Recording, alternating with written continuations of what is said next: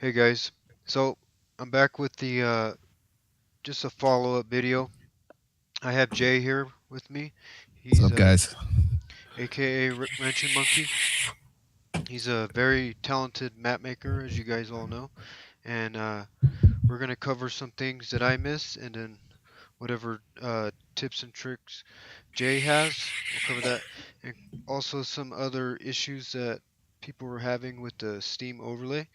So we'll have Jay take over and he'll show us how to correct that. All right. So, first thing is like, a lot of people are asking questions about, why are my maps tearing when they start, doing the geometry after, they do trails and get a hold of the tools and really learn how to use the tools that they have. They start messing with the geometry and the map just tears everywhere. You can see the bottom of it. You can see the grid through the holes and stuff. And one of the fixes that is known, but it's not, it's really hard to find on the forums, is to turn off the Steam overlay for the editor. So what we're going to do is we're just going to walk you through how to do it. So Nix doesn't have this problem, which it's not common for everyone to have it, but some people do have it. So first, we're going to go to games, and we're going to go to tools, like how you get the editor, or it's in library. I'm sorry. Oh, Yep, we're going to go down to tools, and then we're going to find this MudRunner editor beta. We're going to right click, and we're going to go to properties. And then right there, use desktop game while VR is active. We're going to deactivate that and enable the Steam overlay while in game. And then you can just close it. And that right there is the fix for the tearing in the maps when you start doing geometry, or, when you're making a map and you got water in there and it keeps tearing the water and all the water doesn't load. That's just one of the most common issues. If you guys have any other questions about that, I'd be more than happy to answer. And I know Nick's will too. For whatever we know, we're willing to share, just to inspire more people to keep banging out maps, man. correct. And also another thing, a couple other things that I missed were I forgot to show you guys how to rename your map if you want to rename your map later.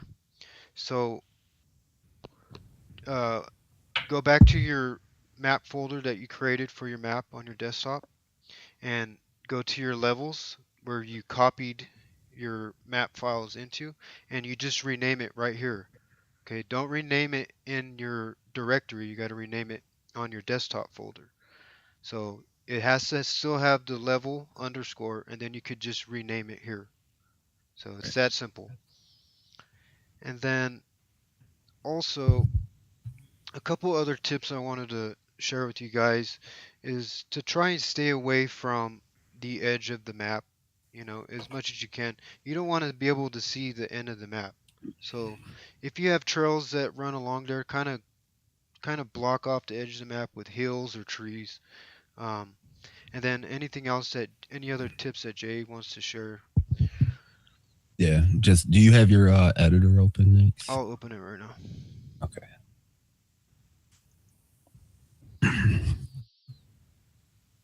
I mean, first thing I want to say, man, like my biggest tip for anyone is, like, when you're starting out, man, don't really worry about, making crawling sections and all of that stuff first. Just concentrate on like a good trail system, some puddles, getting used to using the mud tool, because they did change it a little bit. There's the extrudes option isn't available anymore. So you kind of like have to play with automatic and then change it to, the extrudes, and you can't really change the level of it, like the height of the mud to make the tracks and stuff. So I mean, I would just at first, just concentrate on distributions and, making stuff look good.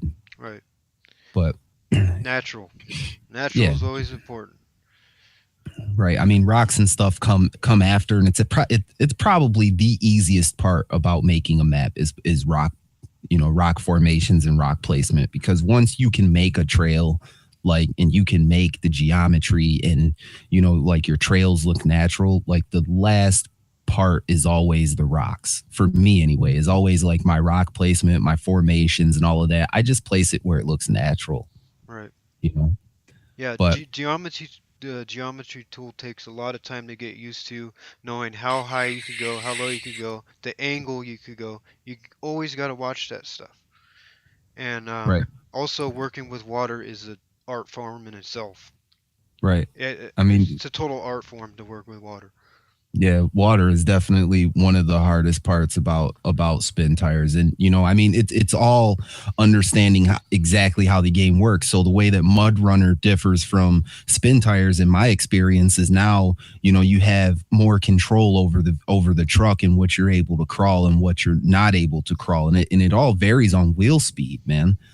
Like it's not really rocket science, where spin tires was more about like angle and getting up it as fast as you can and friction and all of that stuff. But now it's so they've kind of balanced it a little bit more, Yeah.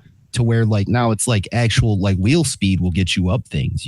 That granny gear never fails. So, and just another thing to keep in mind when making a trail is just remember that the physics of the game, it requires most of the time it's required to have all four wheels touching the ground to make stuff where you instantly just drive up it. But if you can throw a truck off balance just from using the ground and the geometry tool, if you can throw a truck into a tripod, they're going to have a heck of a time trying to get up something. Right. Or, also another thing is the game doesn't like when your front tires are on a rock and your rear tires are on a rock. So, um, if you want to make a section harder, keep that in mind. I do that on purpose a lot. I make it so you can't get up it, you know. Yeah. But you don't want to do that everywhere, So know when uh, you can make these obstacles hard and when you can't. Yeah. And if you want to just open like a sample map or something you got up, just Yeah, something you can just draw some lines on. I got my tutorial still right here. All right, cool. Okay, so right there, Nix has got his trail laid out. He's got all of his stuff in there. Now, one thing that I've learned, I mean, one thing I've learned in especially just from just being in the call with these guys and just paying attention and just working with the tools, you just figure out more stuff. And that's why I said, like, see how Nix has got this laid out. Like, it's not crazy. There's no rocks. There's like, he just kept it simple enough to, this is how stuff works. And that's pretty much what you want to stick to. I mean, I built 3 maps before anyone even knew I was building maps, just completely flat. So, Right, right. but if you want to select the material to paint your trail, and this is like how I do it. I mean, it's not how everyone does it, but in which way is your dirt? Your dirt's left. So if you want to put it to like 3.0 and put it at 36. On the value or the size? Yeah, on the value, put the value to 36, and then click randomize. Now, this is a something I learned, just kind of like blending edges so that you don't get that solid edge. Mm-hmm. So you want to just draw a line right there in those 3 blocks. Yeah. And what this does is it feathers the edges. So the closer the value is to 50, see how it feathered the edges so it just looks a little more natural instead of just a solid line. Right. And then if you want to select it, just select it one more time.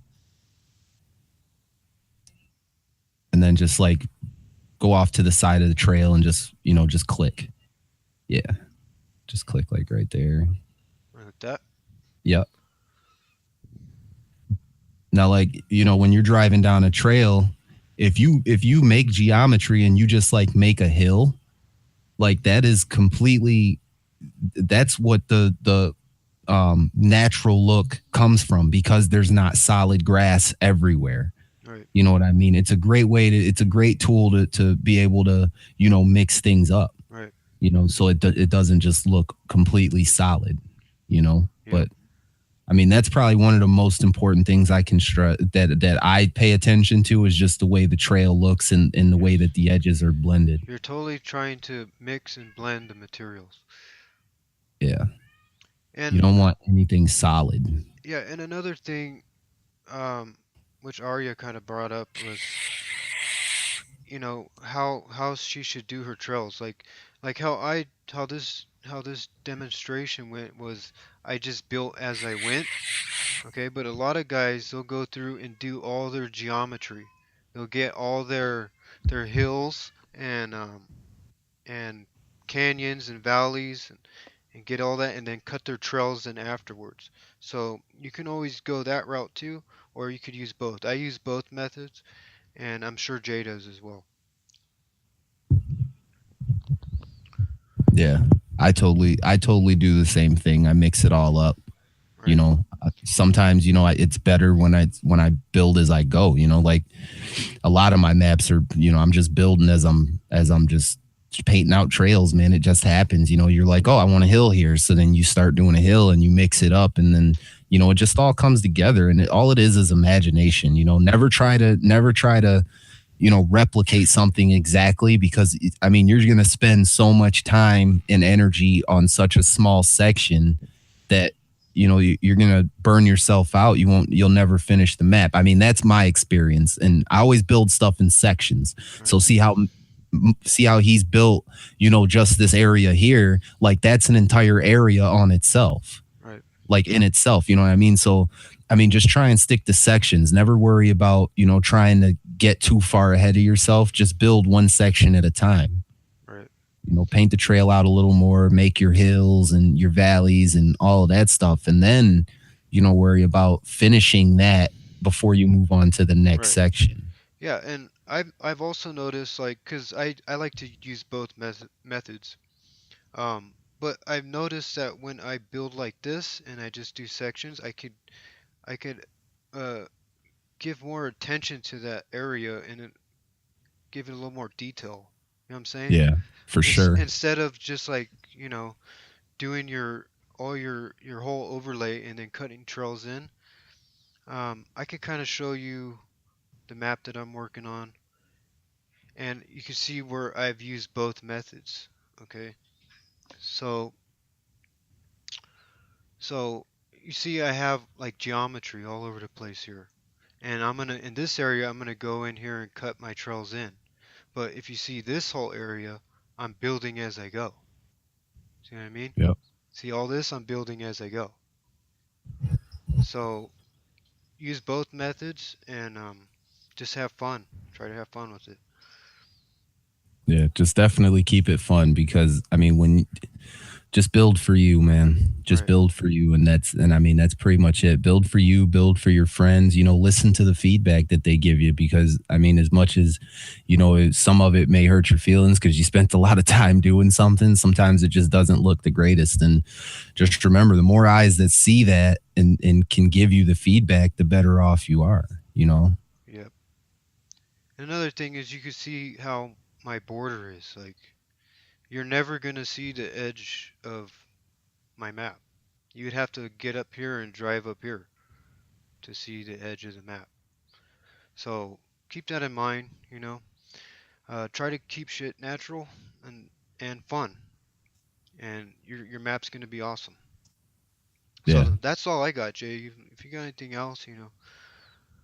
No, I mean that's pretty much it for now. Just if you guys have any questions, man, just leave a comment or something. And I know Nick's is pretty Yep. good about checking his stuff every day. And I mean he stays in contact with everybody. So if you guys got any questions, we'll be more than happy to answer any questions or give you any advice that we can. Yep. That's pretty much it for me, man. I look forward to playing some cool maps, though. Me I know a too. lot of people are getting started. Yep. I'm It's gonna be excited too, man. awesome. All right, guys. So that's it. Like you said, you got any questions? Just post them up, and we'll try and answer them the best we can. All right, guys. Thanks for watching.